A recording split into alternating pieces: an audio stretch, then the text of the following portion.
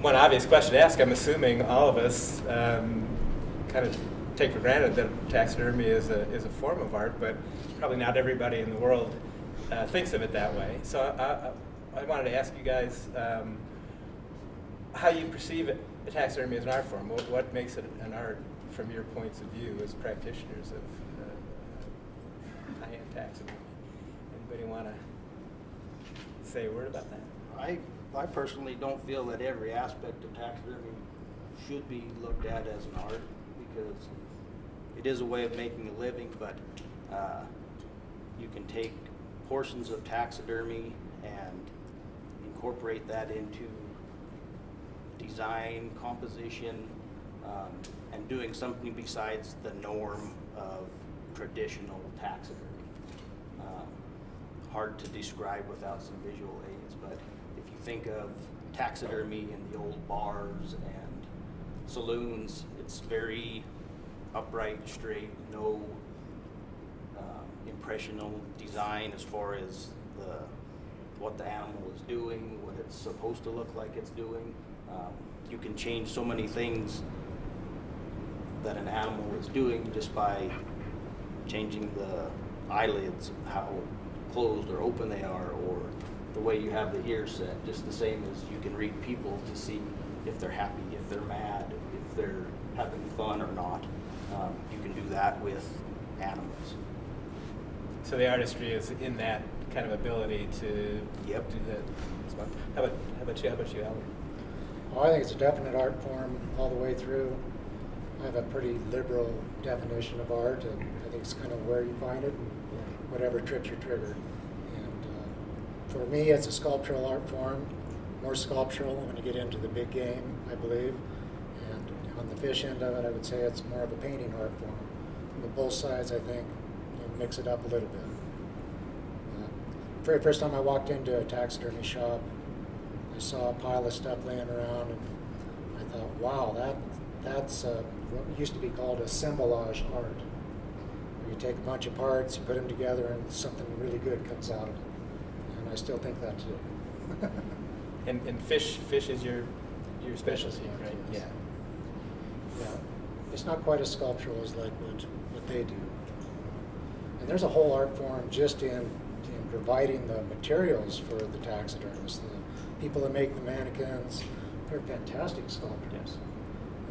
That's really, in my opinion, that's where all the money is, in fact. We're kind of like the gold miners of the 1800s. We go out there and make a living, maybe, but the guys that are selling everything to us, they're the ones that make the money. Kevin, what about you? You said to me before that you too thought that there's certain parts of the work that are more where the art is than others. Yeah, entirely. And I guess I think art in general can be fairly loosely defined, or you should maybe even just define for us what art is. But I think if you were to look it up, I did this quick before I came tonight, and it's something with regards to applying a technical skill and some form of creativity or imagination to produce, well, something that ideally, I guess, is aesthetically pleasing in one form or another. So bearing that definition in mind, I think, at least assuming that our work is aesthetically pleasing and we're applying technical skills and some level of creativity or imagination to a specific piece, then as a whole, I think taxidermy is by and large an art form in one shape or one form or another. But at the same time, like JR said, there's lots of taxidermy that is not artistic at all. It's not to mean that it's gross and disgusting or anything like that, but there's parts of it that are maybe somewhat assembly line, depending upon how you think about it, that it's just routine. The same thing has to happen with every one. You don't necessarily do them any different, but a lot of the prep work that leads up to actually being able to put a piece together is pretty kind of run-of-the-mill day-to-day stuff that you just have to do repeatedly over and over again.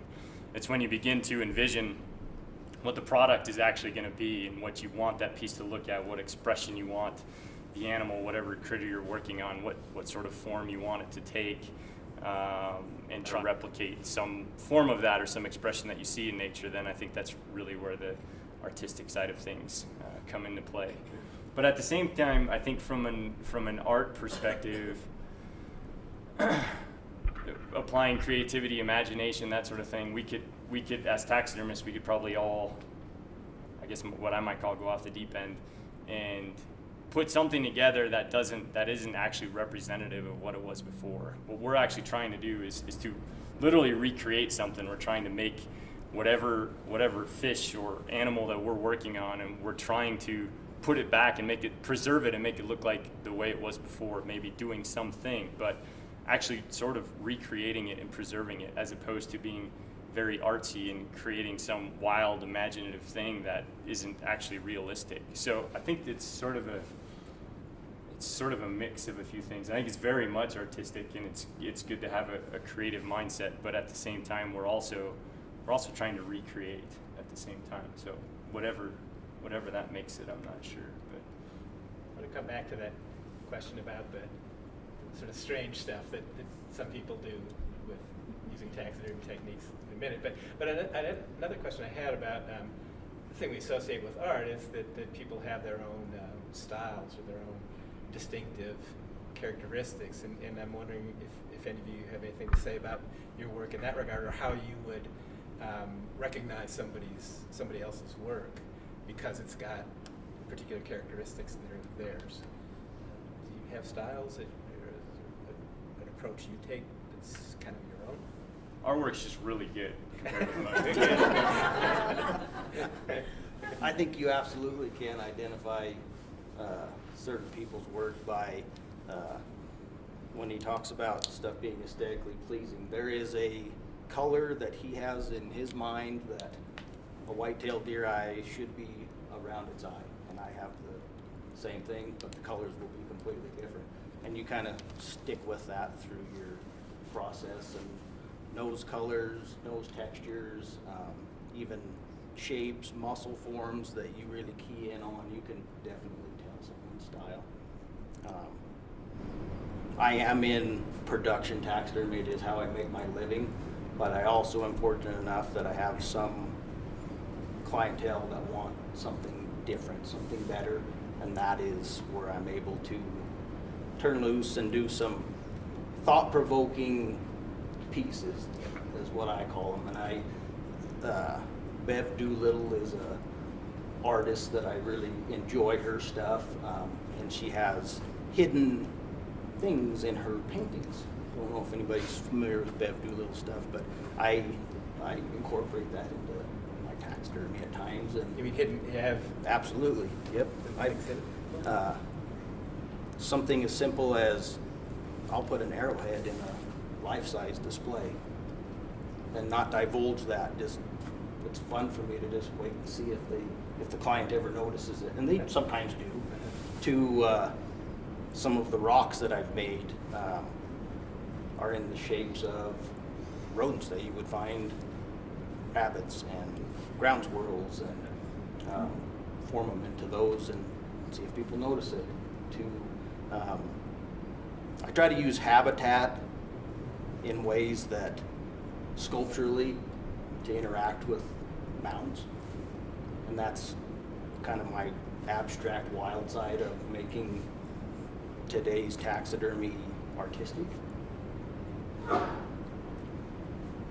what about you? Do you have characteristics that you think are specifically yours or that you highlight? Well, yeah, I think so. If you look at a fish, you can't put a lot of emotion in a fish. It's a fish. So I try to put something into it that maybe makes people think that it's mine. I really like a lot of color, so maybe I go a little bit too far in the color side of things, but that's all right. I like a lot of color, so that's me. What JR mentioned about habitat, some of the stuff that I do is pretty much unique. I have people come up and say, "Oh, I saw a fish on a rock in Rock Springs belonging to so-and-so. Did you ever do one like that?" And I said, "Oh, yeah, that was mine." Well, it wasn't the fish, it was the rock. This is what they say. So, yeah, there's style. And like I said, it's just a fish, so you got to try to do something to beef it up a little bit. Yeah. That kind of relates to, Kevin, you mentioned to me one time that one of the things you do is you identify features of a mount, like a whitetail, and you their distinctive qualities that you maybe highlight, or you sort of ramp them up a little bit, right? To make it especially appealing, or yeah, and I think, along those lines, there's certain. Well, maybe this is some of my background too, with the wildlife training and going to school for a bazillion years.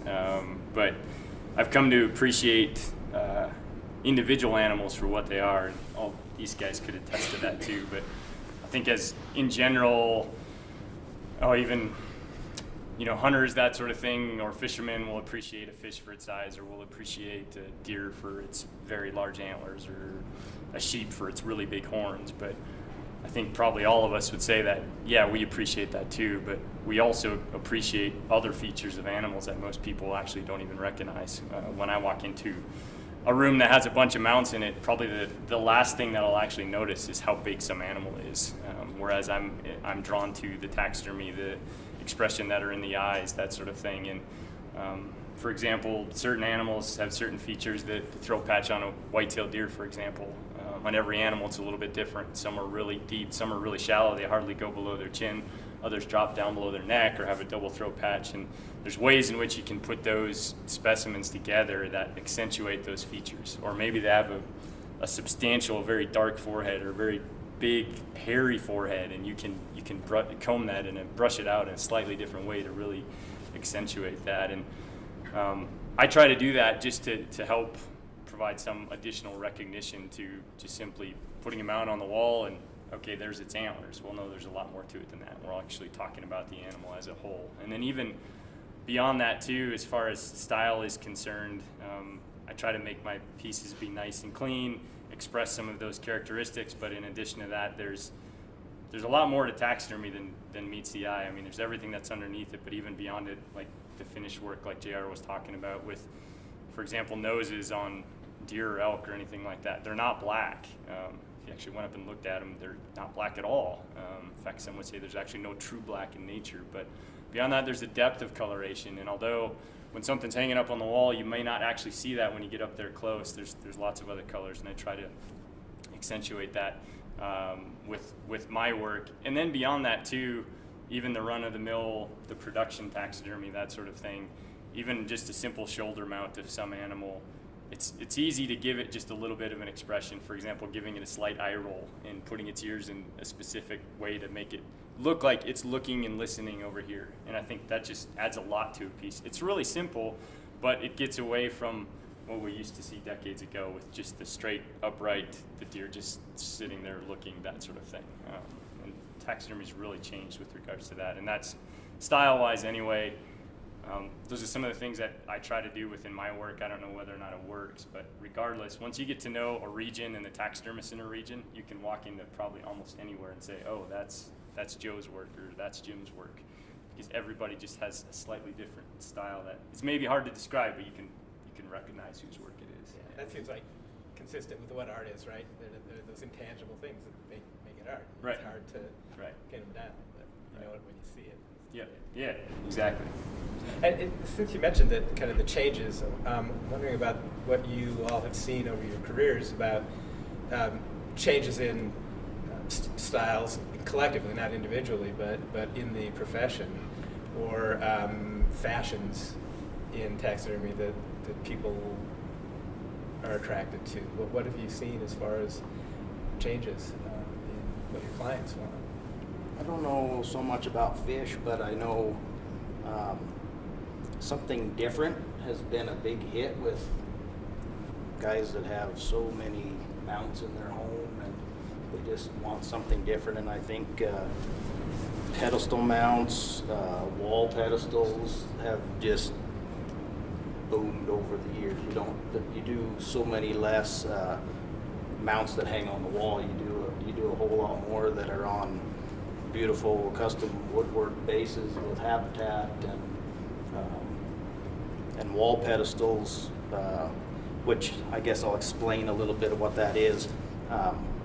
Rather than a deer hanging on what would be the back of its shoulders, it now hangs on one shoulder and has a contoured back, but you have to finish that with something. And it actually does give it a little more of an artistic feel, because the contoured back gives it some flow and impression with the natural shoulder blade, and it's something different that they don't have.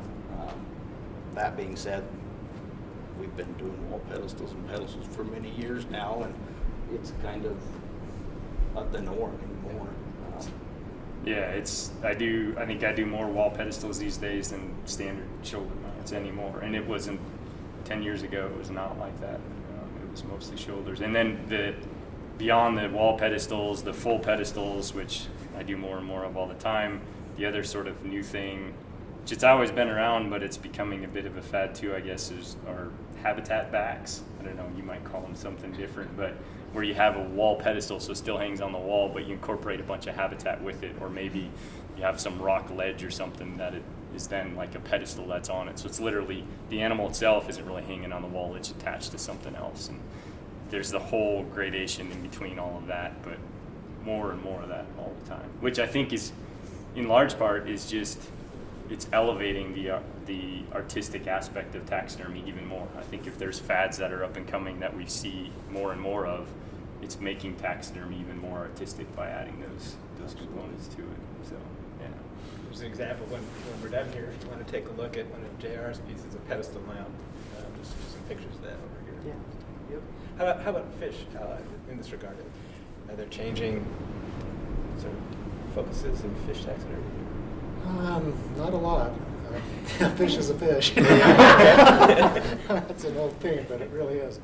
What I see is your walls start filling up, like they said. I used to do big game, and it used to be almost 100% shoulder mounts, and then people wanted something new, something different. And that something new means a little bit more money too, which I'm sure these guys don't mind. But Nope. for me, it's more a different paint job. I've got 5 trout mounted, I'll do something different, put it in this spawn, or make it colorless. That's the way it just seems to be the changes for me. You can go down the habitat scene a little bit. It's just not as big of a market as what it is with the big game guys. I think the availability of the colors that are out there now have made it easier for you to do some. If you look at fish that were done back in the day, they're pretty monotone, because you just did. There's so many different paints and shimmers and iridescence and stuff that you notice and we notice the small details on halos around spots, and Yeah. you didn't see that back in the day. But now when people get their fish back, they're pretty. Yeah, well, in the old days, a lot of guys didn't even paint them. They just stuffed them and Yeah. dried them out and sent them to you. And so just painting them became a change. What I've actually seen the biggest difference in my field is the reproductions. When I first got into that, it was horrible. You got these 2-part fiberglass molds that you could train a monkey to put them together right, but you can't seem to get the people in the shop to do it. And they come in to you like this or both ways.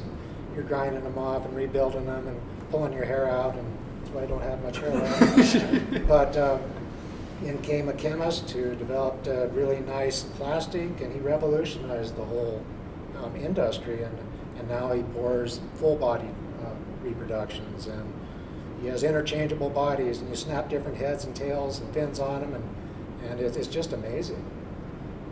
It increased the price of fish taxidermy on the reproductions a bunch.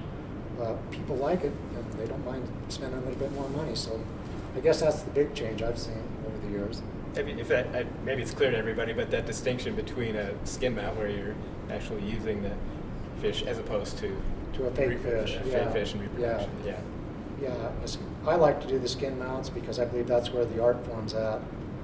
To me, there isn't much art in opening up a box and just painting a fish. I mean, that's airbrush artistry, but to me, that's not taxidermy. Taxidermy, I need a dead critter in my hands to be happy.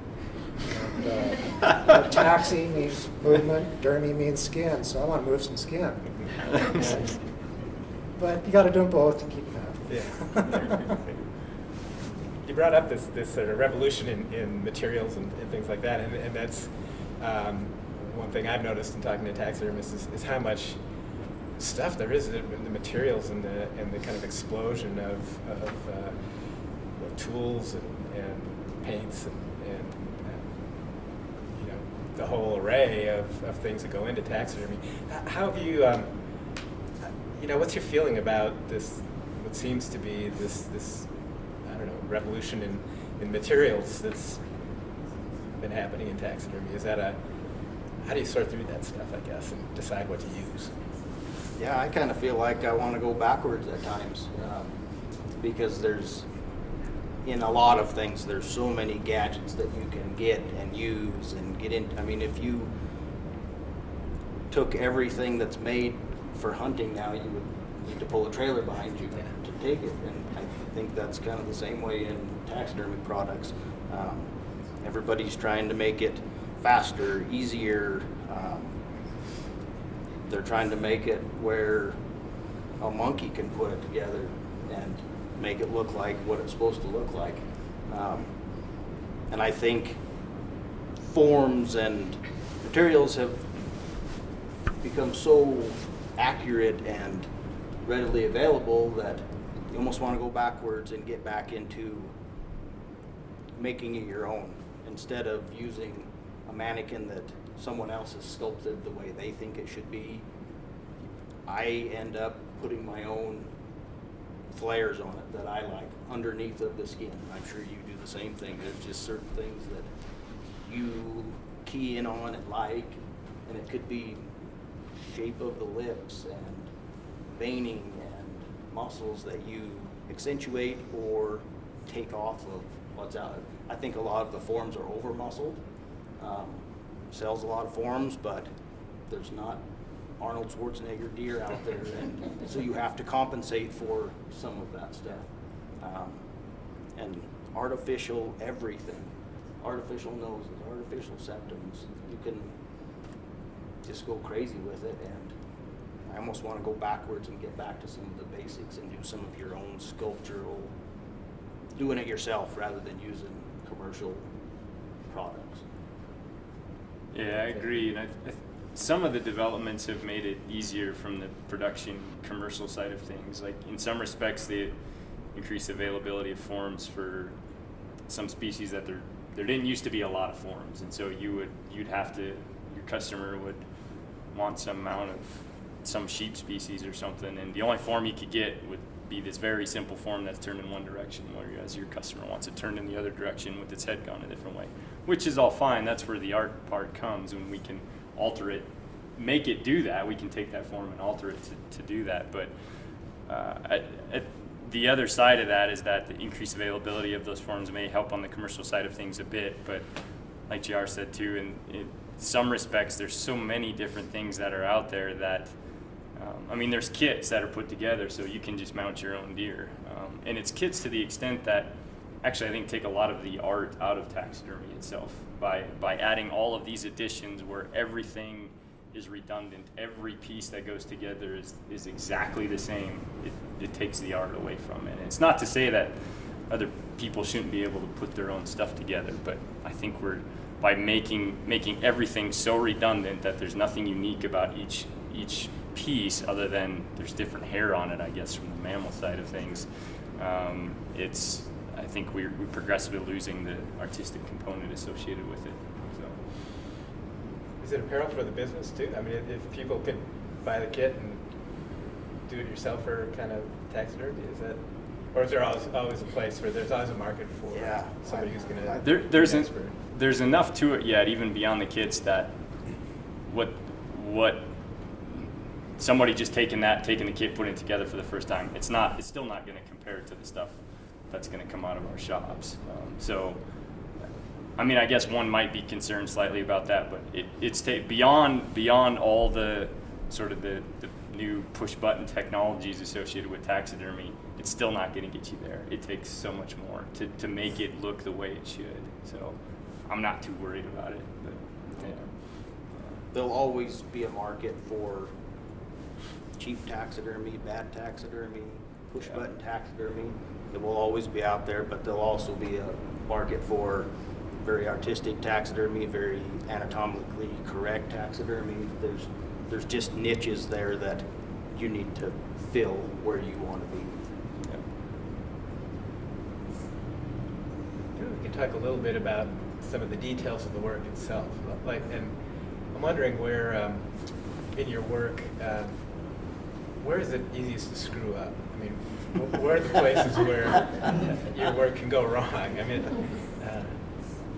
there's in watching taxidermists, like watching Kevin work, there seem like there are parts of the work which are kind of, straightforward, maybe a little monotonous and automatic, but then the parts where you're really having to use your skills and your judgment and knowledge and dexterity. So where in the work is your skill most, I guess? We can fix a lot of stuff. Yeah, I've noticed that, yeah. Absolutely. Yeah. I think taxidermists are better at fixing things than they are at anything else, to be quite honest. So I think the most fragile part of the whole process is from the beginning, in the dissection of an animal. When it's a green product that can spoil, and it seems like the ones you worry about are fine and the ones you don't, you have troubles with. But I think that's where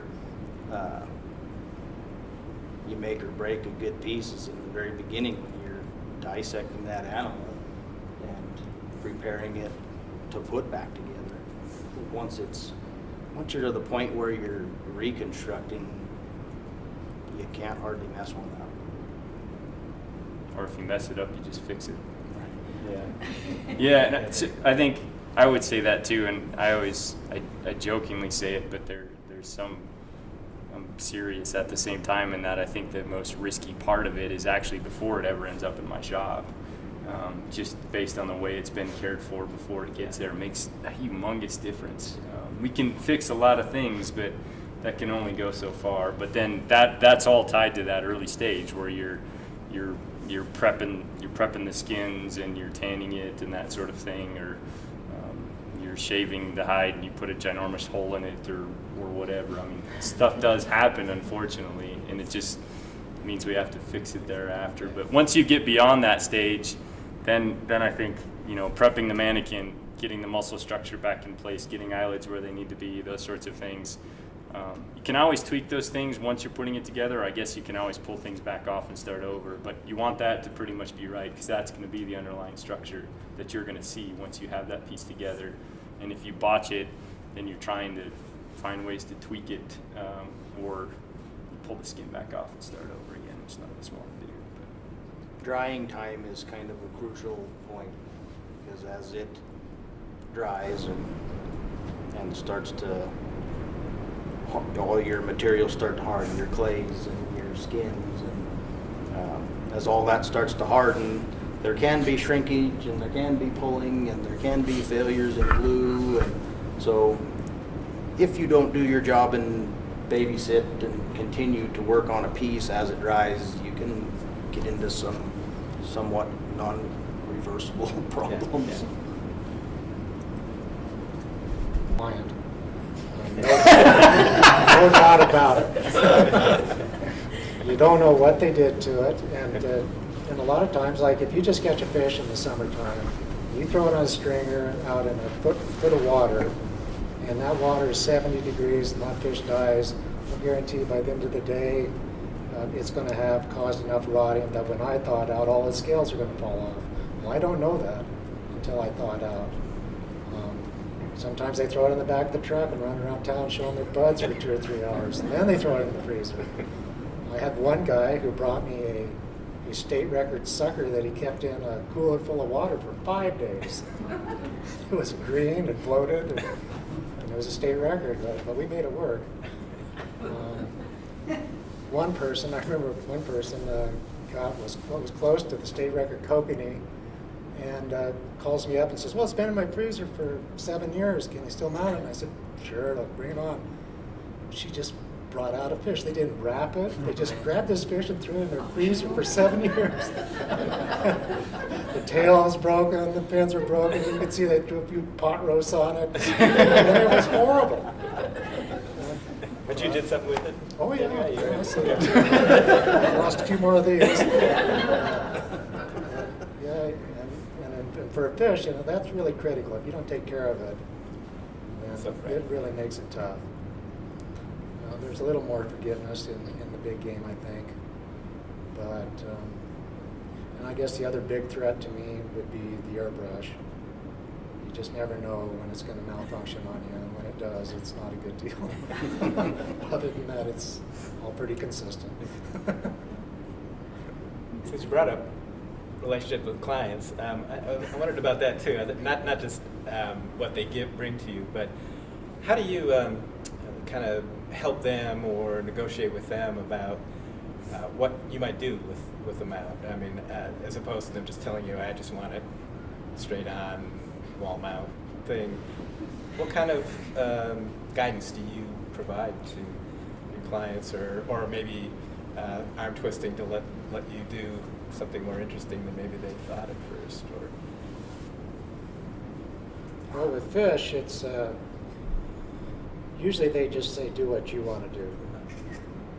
Because there are all those concerns. If one side, all the scales are falling off, then you want to use the other side. So they don't want to commit to that. It kind of depends. If they start building up a bunch of mounts on their wall, then they start wanting to have an opinion, so they don't all look the same. But when I was in the big game area, we had a lot of input on what we try to suggest for people to do. And the participation was usually pretty positive. It was easy to get, if you can get them to talk, and you can figure out what they want.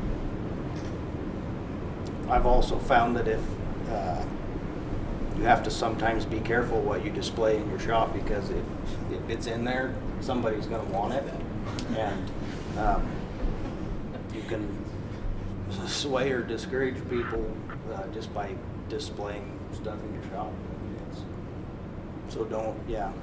I've learned the hard way that sometimes you have to take some of your wild, many overdone hours pieces and put those away during season so that you don't get hung up with unrealistic expectations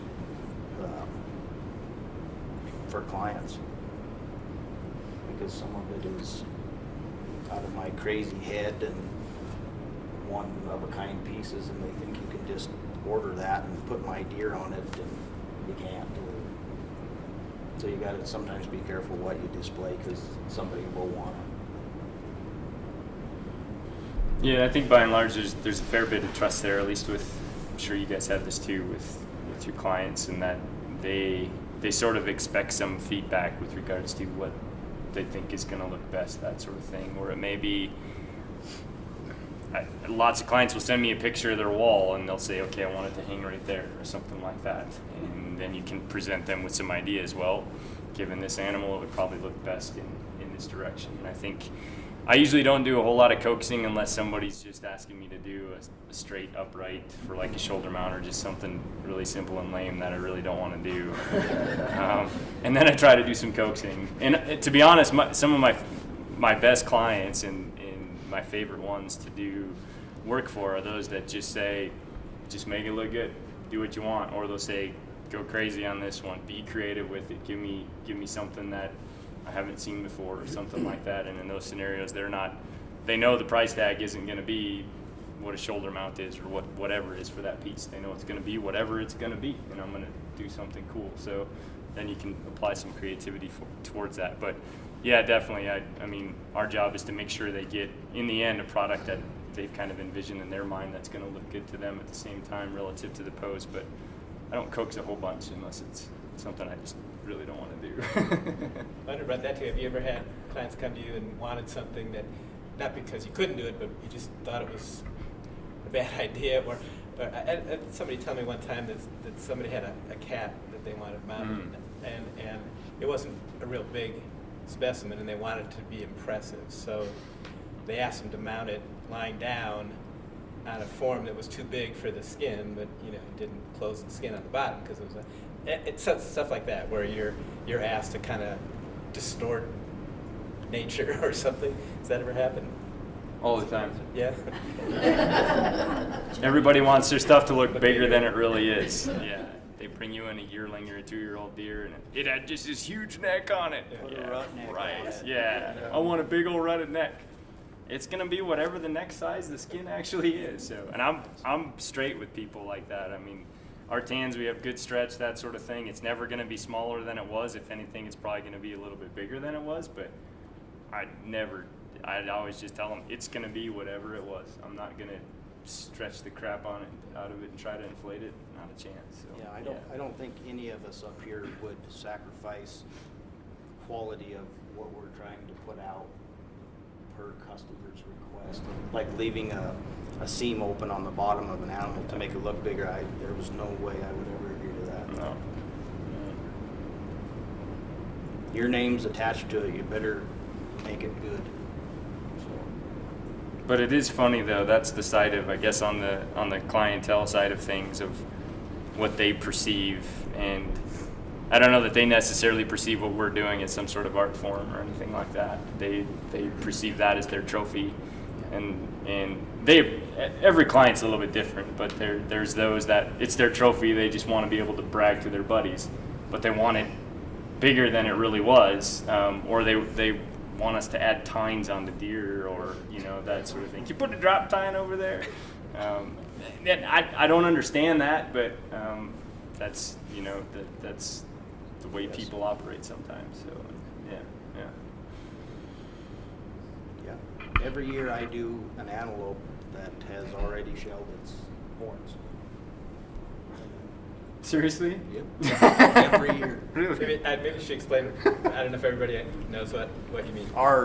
One of our season dates where I live runs into the latter parts of the year, and antelope they shell their horns every year, and guys will go, and after they shell their horns, the new growth is pushing them off, and so it's still black, and a lot of times they'll still have a white tip, but it's just straight up. And every year we will get, usually from non-resident hunters that don't have antelope, but yeah, they'll bring them in and, can you fix that?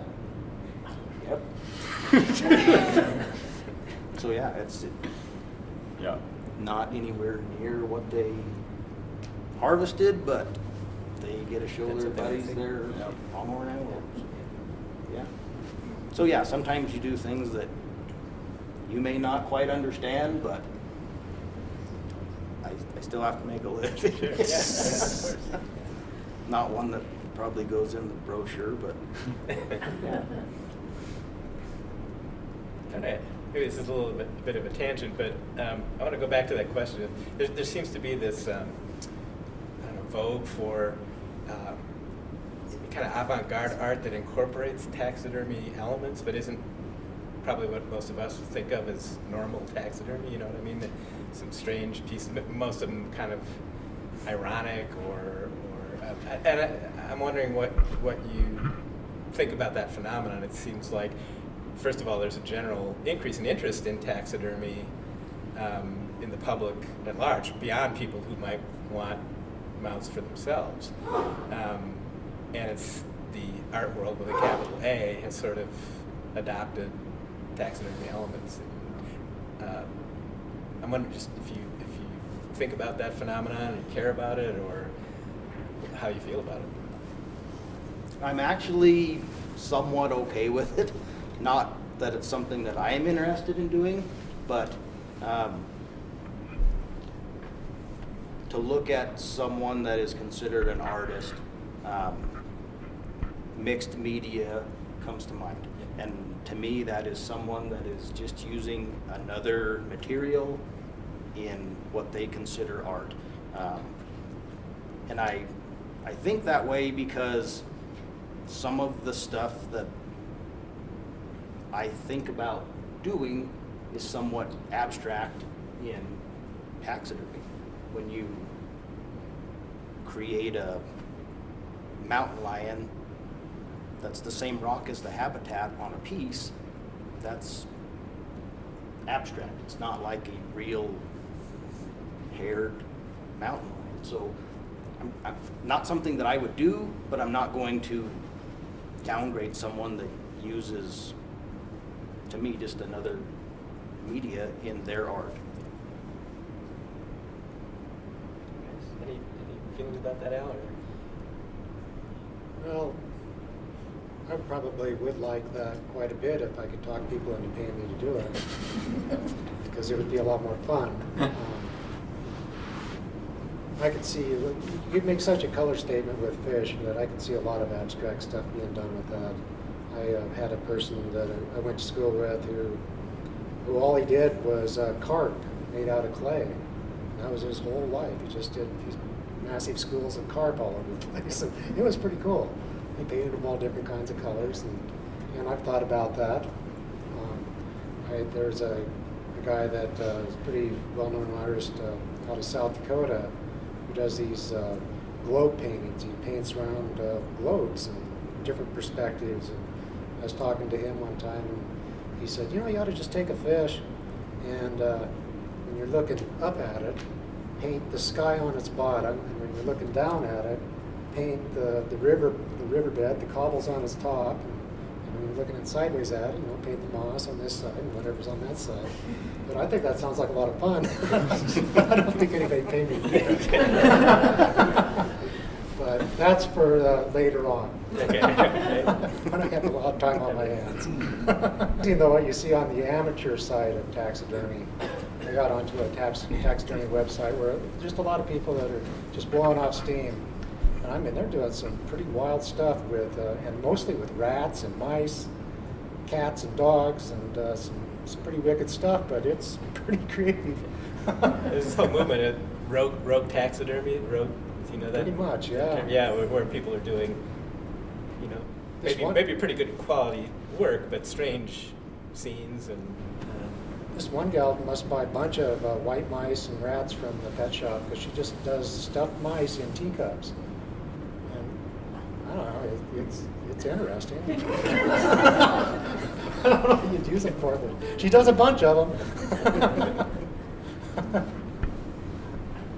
Look at how many jackalopes are sold every year. So, yeah, JR was saying about hanging something in the shop. That's something you don't want to hang in your shop. Because everybody wants one and you can't make no money off of it. What about the fact that we're starting to see sort of on reality TV, or you're seeing taxidermy competition shows, and there's kind of the visibility of it in a broad mass culture sort of context. Any thoughts on that development? Like the one out of Alaska, you mean? Yeah, there's one out of Alaska. I forget the name of the other one that I've seen. The one out of Alaska just was a bunch of good old boys that liked to party too much. Yeah. That's what it looked to me like. The quality of the work was horrendous. But, and it gave taxidermy a bad name. Yeah. Which was funny that the quality of the work was as poor as it was, and yet it was a national reality TV show. Yeah. And the stuff that went on in that shop. I didn't watch it much. I think I saw maybe a few episodes, but it's typical reality TV, but it's so far from reality. If that was any functioning shop, it shouldn't be functioning any longer. I don't know. Given that show, the quality of the work, what they did, I mean, it was reality TV. I don't think it truly represented taxidermy in its proper art form as it should have been, to be honest. I don't think really think it gave taxidermy much of a very good name at all. It didn't help anyway. I don't think it was of any value other than, I guess, entertainment, which is what it was designed for. But I don't think your average person actually sees that, though. I remember in the last lessons, the guy that taught me the fish work, he says, do him a good paint job and you can get away with murder. And he was right. I mean, if that's what you want to do. yeah. I don't know how many times in the big game business we'd just do this knockdown, drag-out job, beautiful job, and hey, all I could see is the horns. Oh, those are nice horns. Yeah. What about the rest of them? Love them horns.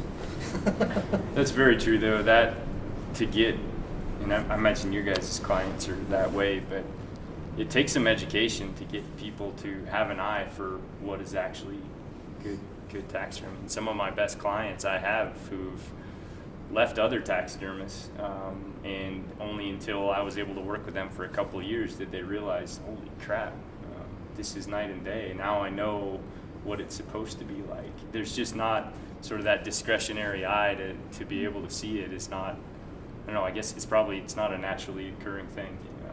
And so I think it takes some education, and that's where the price point comes from too. I mean, we all get the phone calls, what do you get for a fish? Or what do you get for a deer? That's the first question.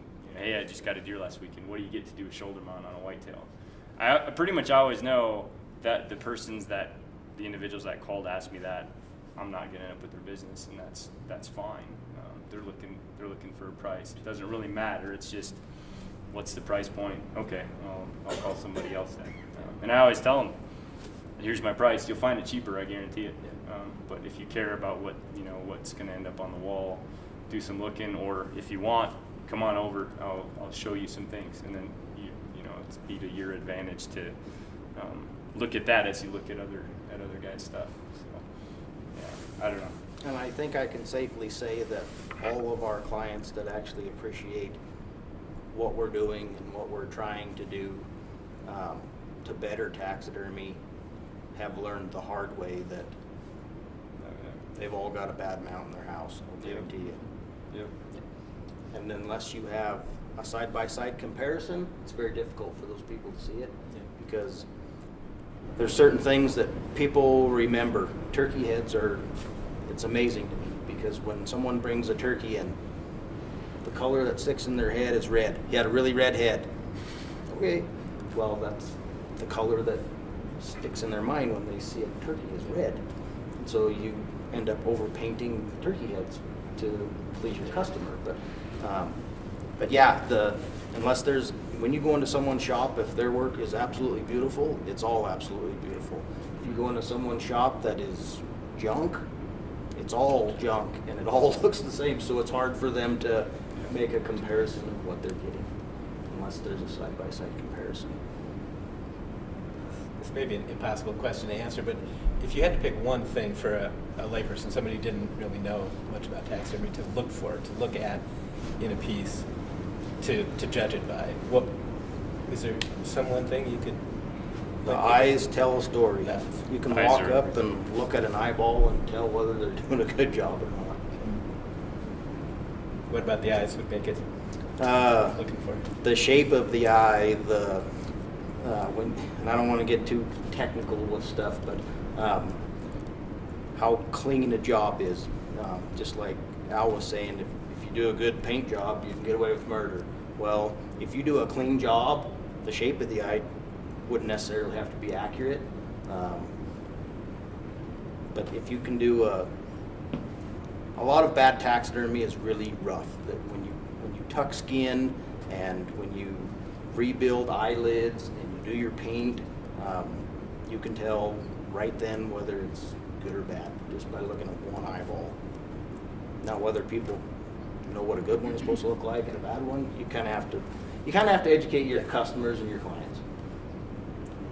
So it sounds like it might be the same. Yeah, it's a hard one to do unless you have somebody there and can actually show them.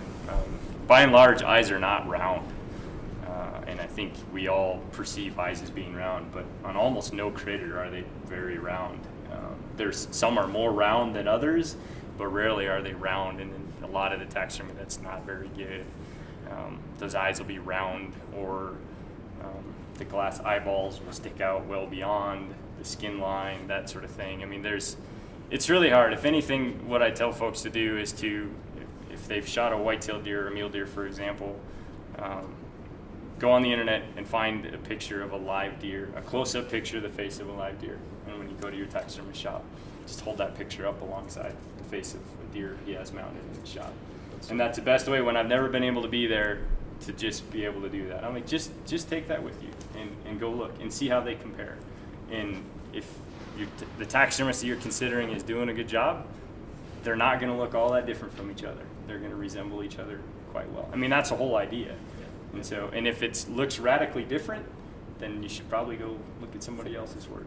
Yeah. Anything parallel to those with fish, particularly?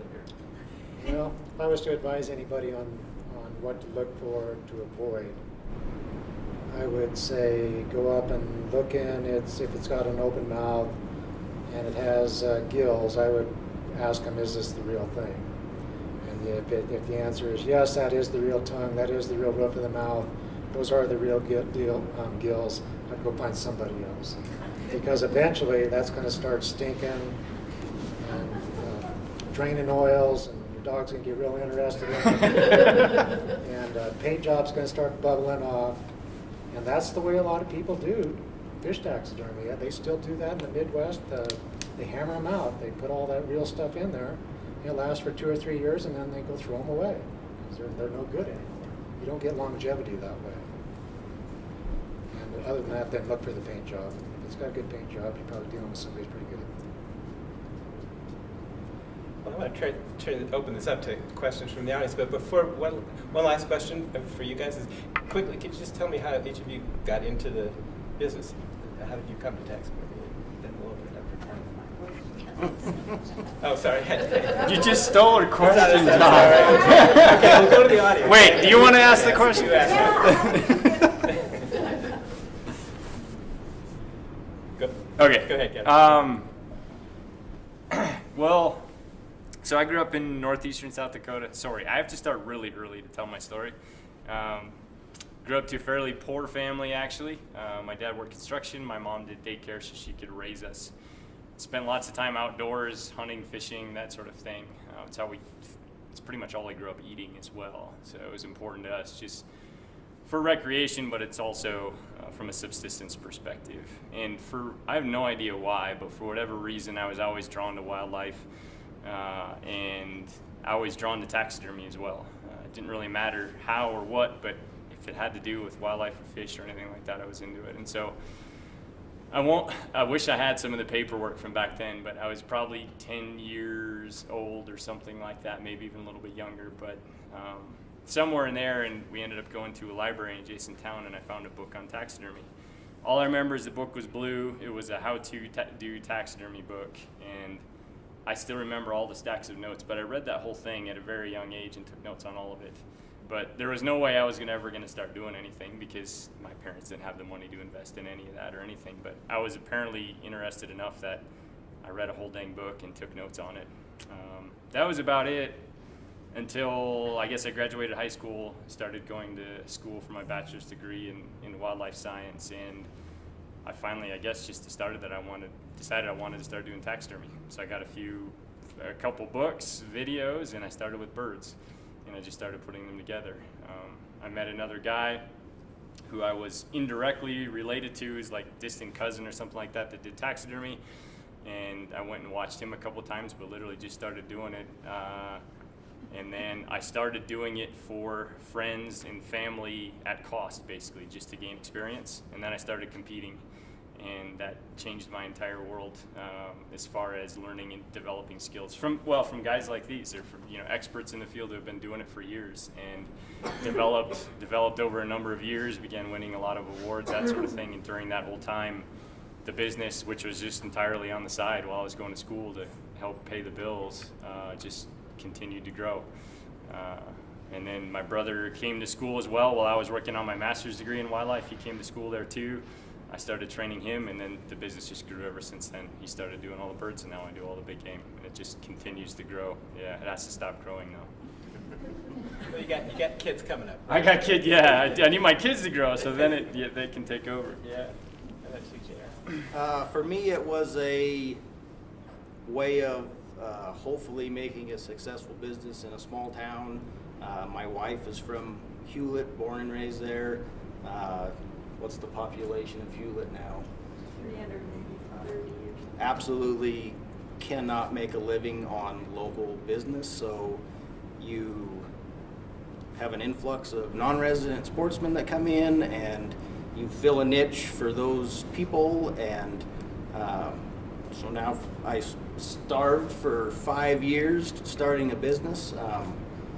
I went to a school for 2 months and crammed way too much information in my head that I forgot most of, and bought a half of a lot on Main Street, Hewlett, and started a business. I had a 2x4 that hung on the ceiling, and it wasn't even half full of antlers the first year, and made that work for the first year, and basically we really scraped by for probably 5 years. Lived in the old bunkhouse on the ranch, didn't pay rent, and been doing it for 20 years now. I have 3 kids that are being raised in a small town, which I truly appreciate. When you go to the school and everybody knows everybody, it's just a lifestyle that I wanted, and we were able to do that by having a taxidermy business. Yeah. Well, I didn't know what taxidermy was until I was about 28 years old, but I did know that I wanted to be an artist from the time I was a little kid. And I wanted to figure out a way to get paid to go catch trout, but my parents said, "Hey, I can't do either one of those, so go be a game warden." But I was doing a bunch of painting, marketing some prints. I walked into a taxidermy shop that supposedly had a gallery, and walked in and said, "Wow, this is interesting." And the guy was working on a Boone and Crockett mule deer, and he was trying to get those eyes right, and he couldn't get it right. And he says, "Hey, look at these eyes. You're an artist. Tell me what you see." And I looked, and I saw some inconsistency. And he said, "You want a job?" And I sure said, "Why not?" And I walked out with a job. So it was all accidental. Well, thank you, gentlemen, and I think it's time to open up the floor for questions. Yeah, please. I know that when I walk into a place and a mule deer has kind of a confused look or schizophrenic look, that that's probably just a bad job. But I was kind of wondering about if you ever had clients asking you to sort of assign personalities to the animals. Maybe this is something that applies more to predators that have kind of more expressive faces, like I really want a ferocious looking mountain lion or a regal elk. I mean, is there any consideration in how the animal's personality is expressed through taxidermy? You just try to make them a light slate. Fairly common to get the ferocious request on carnivores. Fairly common to get, I want the claws showing on my mountain lion because they're really big and cool. And so that goes back to the educating your customers. Yeah, we can do that, but there should be a reason that those claws are out. They're retractable for a reason, and so when a mountain lion is just being a mountain lion, their claws are not out, and they're not just snarling for the heck of it. So if they request a mount like that, you kind of work through some of the realizations of that particular animal, and if you want the mouth open, let's make it open for a reason. So you kind of work through some of those things. But yeah, and as far as other expressions, usually it comes from something that's on your shop, where there would be an eye rotation or an aggression from an animal. That's usually something they see in your shop rather than something that they come in and want. Totally.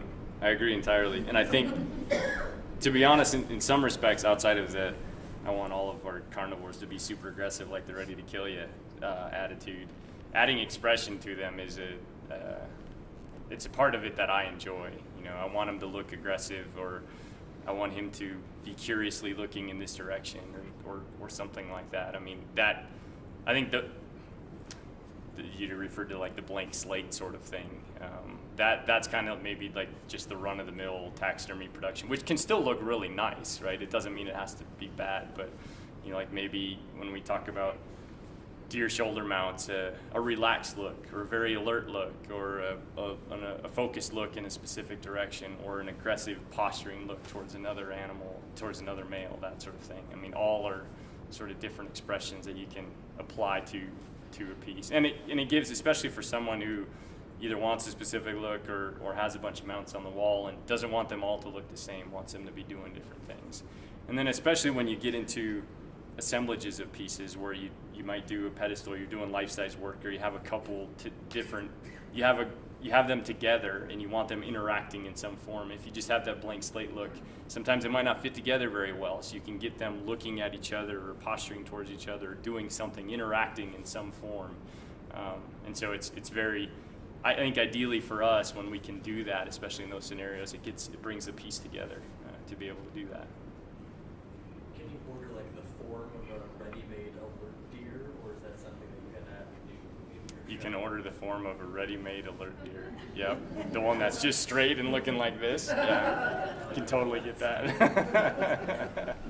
But then a lot of it too is, so what's underneath that? So we have that urethane form, and then we have to cut out the nose, and we have to put the glass eye. We don't have to, I guess. We should put the glass eyes in, shape the eyelids around the eyes, so you can have the eyes really wide open and alert versus very relaxed and kind of sleepy, or roll the eyes in one direction or another. And then the ears can be both forward or one back, one forward, or any sort of variation between, or aggressive, both down, flat back against their neck and posturing towards another. So even though there's that urethane form that we can order that's in one shape pose, there's still a lot of variation beyond that I guess that artistic sense that we apply to it beyond that. Yeah. First, What's the history of taxidermy? How far does this go back? You guys are older than I am. I guess that means you. So old and I don't know the exact year that taxidermy dates back to.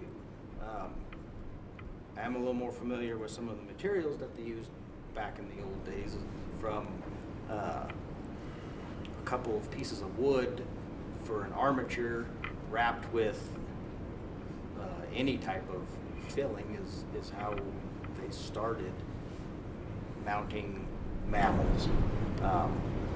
And that would, from wrapping with old clothes to selcery, wood wool was a big one for many years, and they wrap it with string to clear till today, where have these fantastic urethane foam sculptures that we put hair on. Was this 1850? I would say early 1800s at least. Well, and I guess you could get picky enough clear back to Egyptian times. Back when you Totally. could mount an eagle without getting in trouble. Yeah. depends on what you count as taxidermy. I guess. Mummification and that sort of thing Yeah. applies to the same sort of idea. So modern taxidermy as we know it today, probably the big name associated with that would be Carl Akeley, and he sort of pioneered the movement from the stuffing, I guess, to developing actual sculpted forms that went underneath skins. And he, I guess, really early 1900s, like he went on an expedition with Teddy Roosevelt to Africa when they went on one of their safaris to collect animals. And Carl worked at one of the museums in New York to put on show all of those pieces. And so as far as the more modern taxidermy, where it became a bit more of an art form and an effort to actually replicate the anatomical, morphological features of those animals, was really, I guess Carl Akeley is really kind of on the forefront of that. And that's kind of where it began, and then it's grown ever since. But it has a history as long as we've been around and had any sort of appreciation for animals, really. Just not in the form that we know it as today. And Akeley was working like in the 20s, teens and 20s. Yep. And I think his expedition with Roosevelt was in like 1905 or 1910 or something like that. And that's and from that, then that sort of led to the development of everything else that spun off of it thereafter. Yeah. Which is cool for me to think that one of the fathers of modern taxidermy went on an expedition with Teddy Roosevelt. He's one of my greatest. I'm one of his greatest fans, I guess. He doesn't exist anymore, but the guy was an animal. I wish he was still around today. Yeah. You got a question? Have you ever, or do you ever expect to taxidermy an albino animal? Yes. Yes. not as uncommon as they maybe used to be, but yeah. This is my son Austin, and he has a piece in the museum that is a piebald, which is a form of an albino. It's lacking of pigment on part of the deer. It's a button buck deer that is lacking in pigment on the forehead and nose. So yeah, they're readily out there. I did an albino spoonbill once, believe it or not, of all things. So a duck. And then have done also the same sort of thing.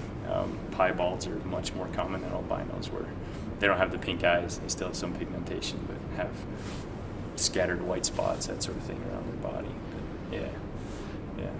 They're always cool. Makes for an interesting piece. You ever done an albino fish, Joe? Yeah, actually I have. Have you? Was that one hard to paint? Pretty easy. No, the Game and Fish actually raises albino rainbows, and they market them as golden trout. They're real yellow, whitish looking fish, and they're hatchery fish, and they are an albino rainbow. And they're easy to paint. Yeah, well, they're more gold and yellow with a lot of real prominent reds in them. So they kind of take after that albino with the pink eyes. We stuffed a few cottontails that were albino, remember? And on getting back to what he was talking about on the old-time taxidermist, one of the things that is interesting is that the old-timers, they didn't live very long, because part of what they used when they were first doing it in the 1800s was strychnine. They had to get the stuff in there that killed the bugs and the critters and all of that, and you get to handling strychnine. Eventually it goes through your pores, and eventually they're stuffing you. So it was a real hazardous way to make a living in the beginning.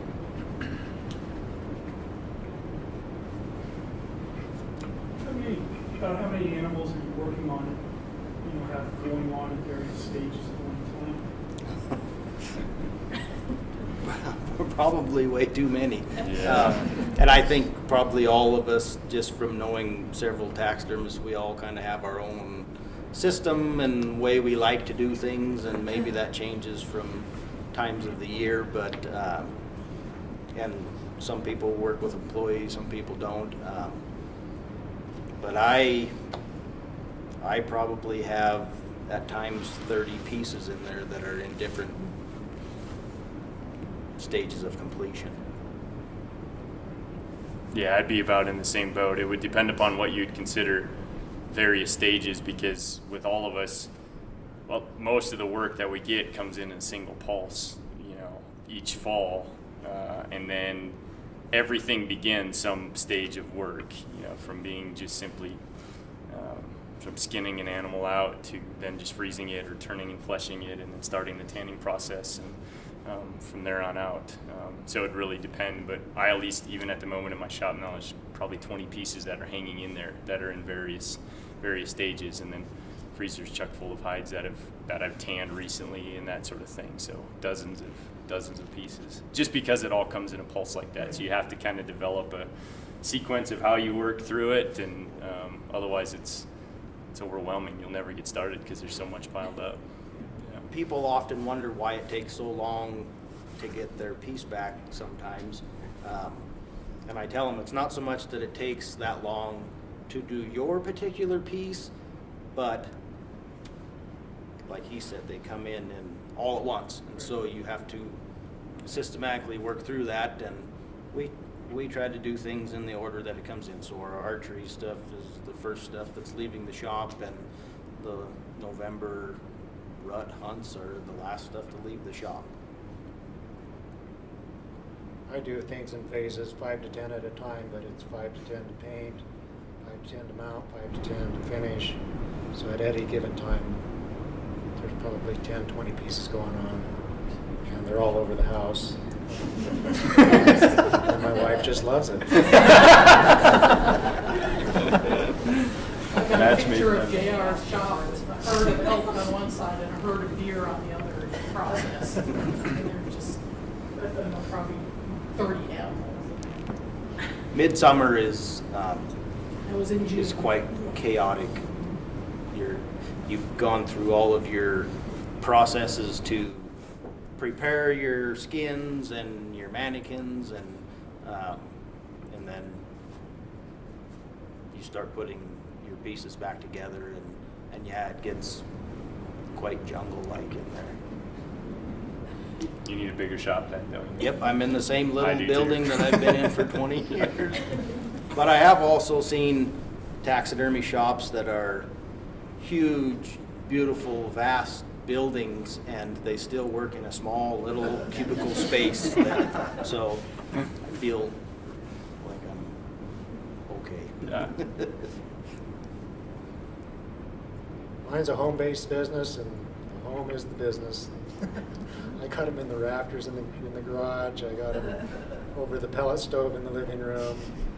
I got them in the spare bedroom, in the bathroom. That's literally in the laundry room.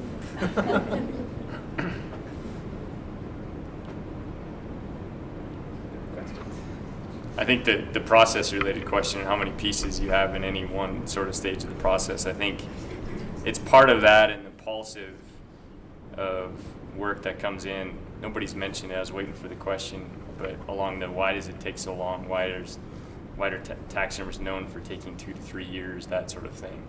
I don't know what your guys' turnaround time is. I probably should ask that first before I said anything. But I think I had a good friend of mine who was actually a good taxidermist, and he shut his doors. He quit because, well, he shut his doors with a shop full of work.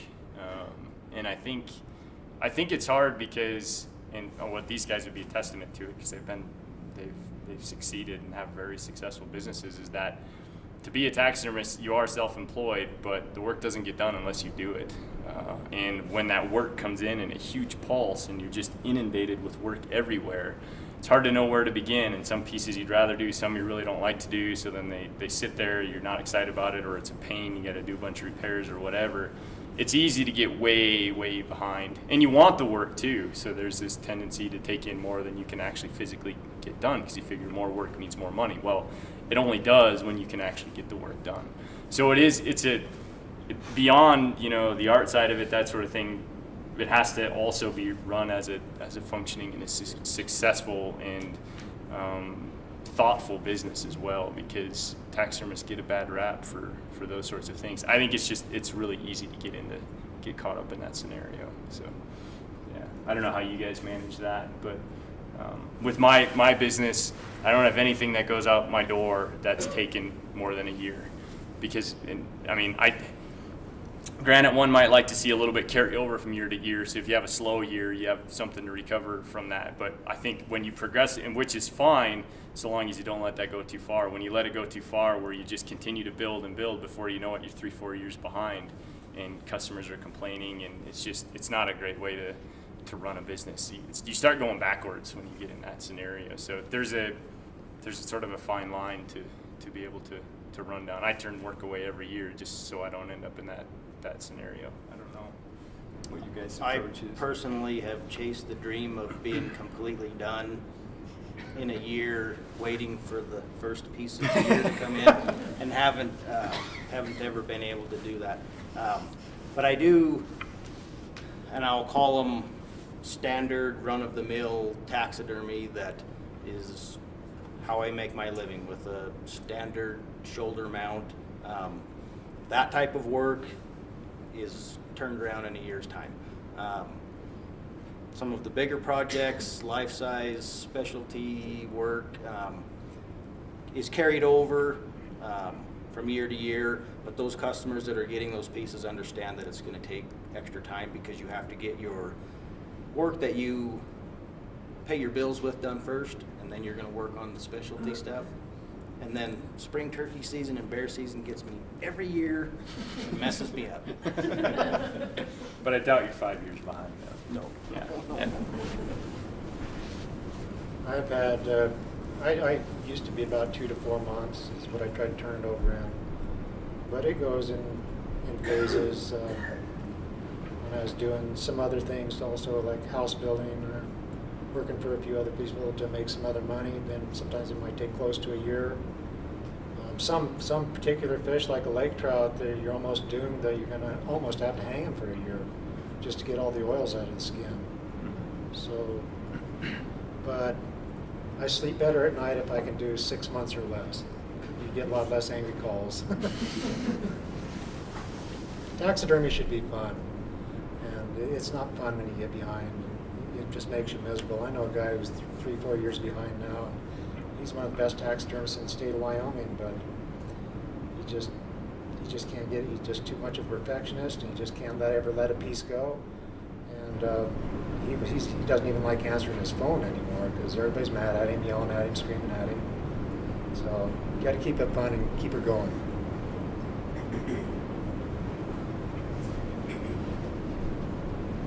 Well, that's a good note to end on, I think. Gentlemen, thanks very much.